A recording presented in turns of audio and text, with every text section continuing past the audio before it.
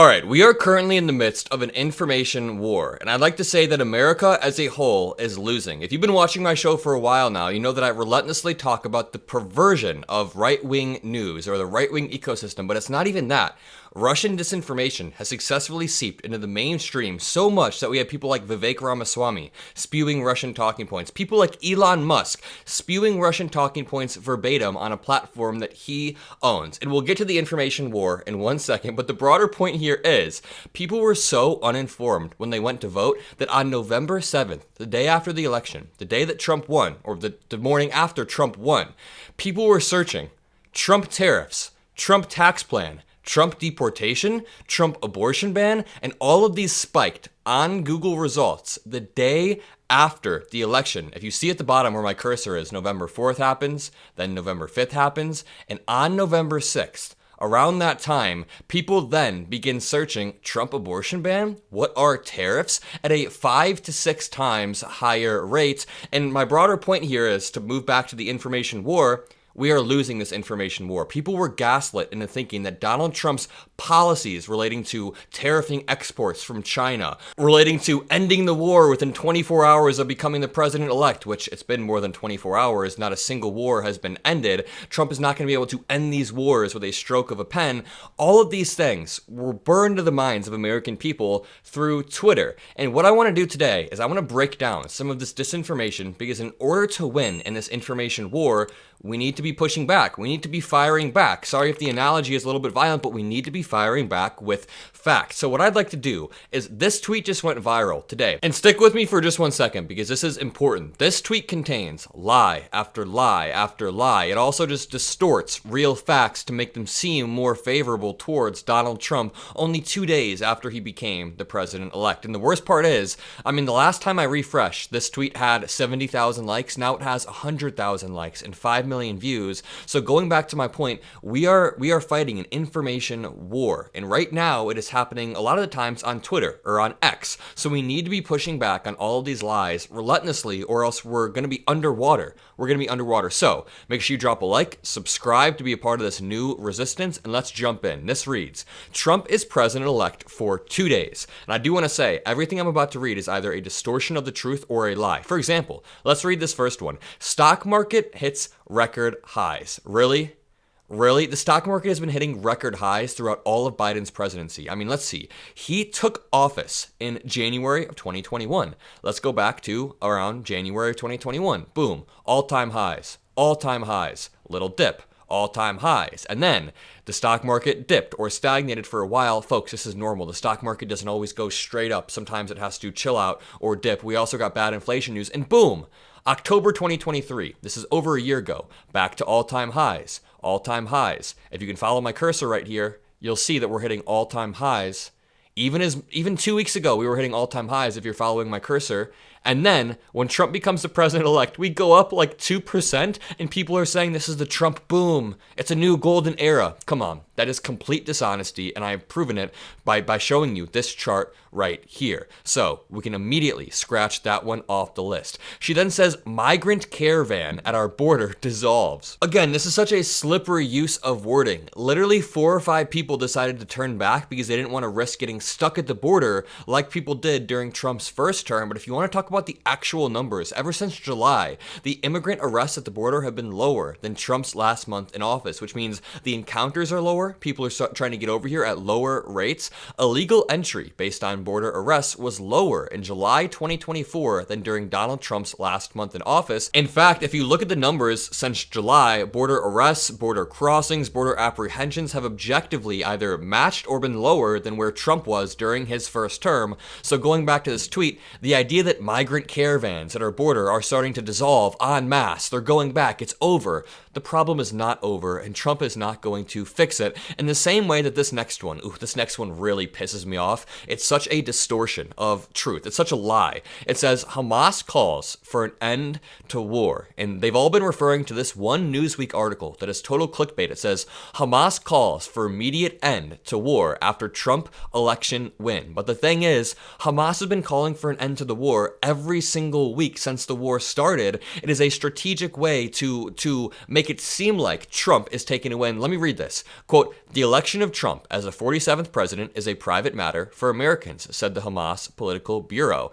They then said, Palestinians look forward to an immediate cessation of the aggression. They say that every single week. They then say, and we look for assistance in achieving the legitimate rights of freedom, independence, and the establishment of their independent, self-sovereign state with Jerusalem as its capital. That is what Hamas said. Now, just remove your biases about the war. We're not talking about who's actually right in the war. Trump, in no reality, in zero reality, is Trump going to grant Palestine a sovereign state with Jerusalem as its capital. No matter what your opinion on the war is, that has never been Trump's plan. There is no reality in which Trump is going to grant that to Hamas and immediately end the war. So when they say Hamas calls for end to war, they're literally just using Hamas's weekly call for a ceasefire that they do, and Trump is not going to grant that, meaning the ceasefire is not going to happen in 24 hours. Now, Bitcoin hits a record high. The thing is, the values of alternative currency tend to go up when volatility hits the market, or when people think there is potential volatility. When people think that our normal currency might get nuked because of tariffs, then yeah, Bitcoin will start to go to new highs. At the same time, Donald Trump has promised to make the US the cryptocurrency capital of the world, and he put his sons, Beavis and Butthead, in charge of World Liberty Financial, which means there is an insane conflict of interest when you're trying to turn your country into the crypto capital while you own a cryptocurrency company. Okay, let's go to the next one.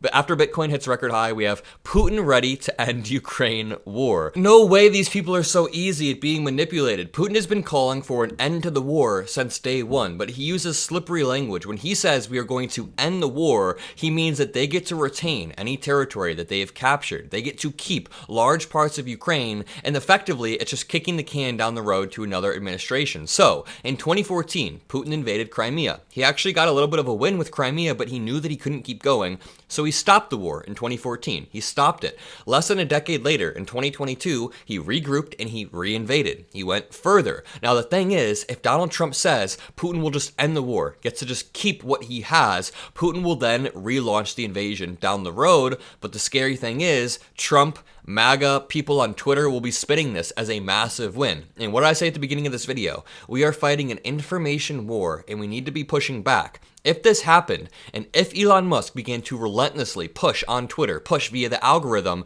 that yeah, Trump took a massive win, the onus would be on us to push back, because we know the mainstream media is not going to. This is another annoying one right here.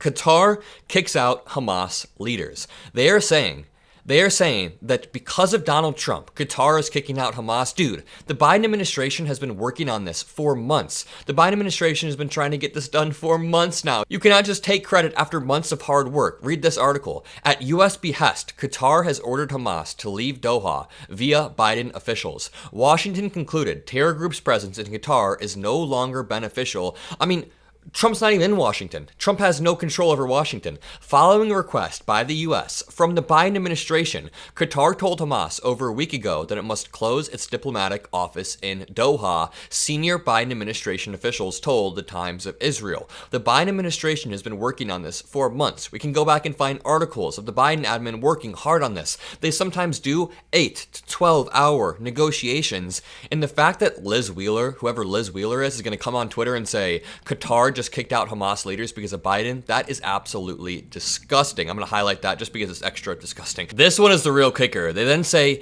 EU will now buy US gas, not Russian gas. Yeah, this isn't a good thing. The EU is trying to align itself with the US interests so Trump doesn't start a trade war with the EU, because if they can create aligned interests where they're buying our gas and then Trump tries to place tariffs or sanctions or start some kind of trade war on the EU or even on Ukraine, that will blow back in our face as well. So they are basically holding us hostage too, saying if you try to start any trade war, that's going to blow up both of our economies or gas prices at least. The next one says Putin will sell oil in US dollars. Again, this is not a good thing. The fact that Vladimir Putin is expecting Trump to enact such weak sanctions or remove sanctions, so much so that he can use or sell oil in USD or take advantage of our currency, is not good. Ideally, sanctions will limit an enemy country's ability to take advantage of your currency or to sell oil in your currency, for example. So the fact that Putin now feels more comfortable trading in USD is not a good thing.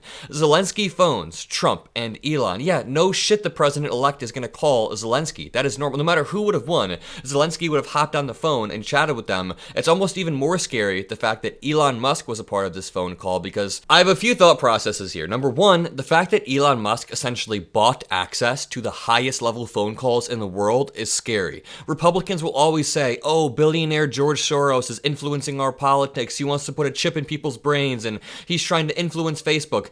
Elon Musk genuinely bought Twitter. He controls Twitter. He is now the inside man on the biggest conversations happening in the world right now regarding war. At the same time, Elon Musk has been providing Starlink to Ukraine for years now. So I did read an article saying Elon Musk talking to Zelensky about Starlink isn't that weird. That can happen, but it is weird because Elon Musk has been talking to Putin more than he's been talking to Zelensky. So we need to differentiate the two. If Elon and Zelensky had a phone call about Starlink, that is different than Trump, Elon, and Zelensky all hopping on a phone, and I'm sure Elon and Trump tried to use some sort of leverage that Putin probably planted in their brain to get Zelensky to stop. I guarantee Putin is playing Elon and Trump like puppet masters, and I bet you to some degree Elon Musk is playing Donald Trump like a puppet master. Elon Musk knows Donald Trump is smooth-brained. He has a soft brain he can be taking control over. Anyways, on to this next one. The New York City mayor, Eric Adams, ends vouchers for illegal immigrants. They've been doing this for a while. They've been ramping down for a while, but Republicans are so caught up in the, oh, we're being invaded. We're being invaded all around us, that they don't care about the actual facts of the situation.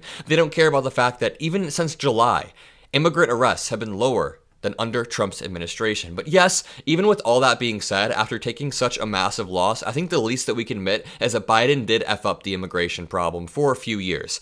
The least that we can admit after taking this big L is that Joe Biden from 2021 to maybe 2023, we didn't have the most ideal immigration laws in place. And then Langford did try to pass a bill. Absolutely. Langford did try to pass a bill, but it kind of just looks weak when we try to pass a bill 6 months before the election after a few years of the border not being too smooth. And I still love Biden. Biden had an amazing presidency, but objectively, we can admit that. Also, we can objectively admit that since July, the immigrant arrests have been lower than Trump's last month in office. Let's move on to the next one. The next one says Mexico to stop migrants at the U.S. border. Again, this has been happening for a while now. So Republicans think that Mexico has been very intentionally sending immigrants over the border. Actually, Republicans think that Mexico has been intentionally sending the worst of the worst, like emptying out their prisons and sending them over here. That is not happening. Mexico has wanted to work with the United States for a while now. They've been in talks for a while now. Mexico didn't randomly flip a switch 24 hours ago. There was literally one headline that said, Mexico in talks with Trump to blah, blah, blah. And people think that means Trump has immediately solved the problem, when no. Mexico was never emptying out their prisons. It's just not something that wanted to happen. Big US company to move out of China. And someone on Reddit said, what's more accurate would be, quote, luxury shoe brand moves half its operations out of China and most likely to Vietnam to avoid tariffs on goods bound for the US from China. So basically, Trump has been trying to tariff China, and now that US companies are moving out of China and manufacturing in other countries like Vietnam, they are trying to take that as a win, spin that as a win. Okay, so the broader point here is, this is a list compiled out of headlines. And the scary part is, while I was reading this list, I'm pretty sure it went up about 10,000 likes on Twitter. It was at like 104, 105 at some point. So people are still boosting this, even though it's literally just a bunch of terrible headlines cut up. I illustrated that throughout this video. There's a headline about Hamas calls for ceasefire. False. There is a headline about migrant caravans. False. We can go look at the past 5 years of the S&P 500. They said it's only been hitting all-time highs over the past few days. False. It's been hitting all-time highs. It dipped, of course, all-time highs. All-time highs. So going back to this, we are fighting a massive right-wing ecosystem where they constantly spew disinformation, and the onus is now on us to push back. When we have people like Tucker Carlson, people like Dan Bongino, people like Elon Musk, Charlie Kirk, Ben Shapiro, the list goes on and on. There are hundreds of them at this point. They're all lockstep in message. They never deviate from the message. They don't infight during election years. We have a lot of work to do on the liberal left side. Right now, the good news is you and I are already building the groundwork for that. You know, a few months back, I thought that this was just a fun YouTube channel that was pushing our liberal ideas. But after this election, it looks like YouTube is a direction that the entire media space is going. It looks like this fun little YouTube channel that we've built could actually end up being instrumental to future elections, if you guys get where I'm going. So drop a like, subscribe, become a part of this community. Thank you guys, and peace out.